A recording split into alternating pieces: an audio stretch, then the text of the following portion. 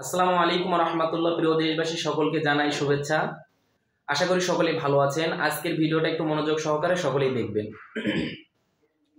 শেখ হাসিনা সরকার যখন ক্ষমতায় ছিল, তিনি ক্ষমতায় থাকা অবস্থায় কয়েকদিন আগে, স্বাধীনতার কয়েকদিন আগে তিনি বলেছেন যে বাংলাদেশ জামাতে ইসলামকে নিষিদ্ধ করা হবে। এরপরে 4 তারিখে তিনি বাংলাদেশ জামাতে ইসলামকে অফিসিয়ালি নিষিদ্ধ করেন। এরপর 5 তারিখে তার থাকা হয় না, সে পালিয়ে যান। সে পালিয়ে গেছে, কয়েক মাস হয়ে যাচ্ছে, আজকে আমরা এই পর্যায়ে আছি। এখন পর্যন্ত আমরা বাংলাদেশ আওয়ামী লীগকে নিষিদ্ধ করতে পারি নাই। এমনকি বলা হইতেছে, ঊর্ধ্বতন থেকে বলা হইতেছে যে আওয়ামী লীগকে নির্বাচন করতে কোনো বাধা নেই। এরপরে আওয়ামী লীগের একটা নেতা কর্মী, একটা এমপি মন্ত্রীও দেশের ভিতরে নেই, আপনারা এখন পর্যন্ত তাকে নিষিদ্ধ করতে পারতেছেন না।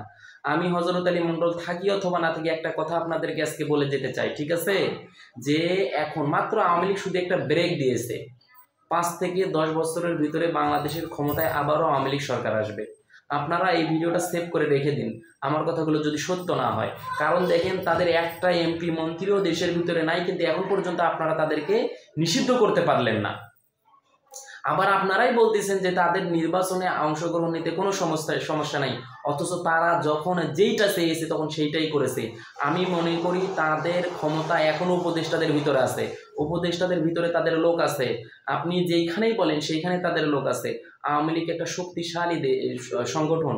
এই জন্য আমি মনে করি যে আওয়ামী লীগ অচিরেই আবার ক্ষমতায় আসবে।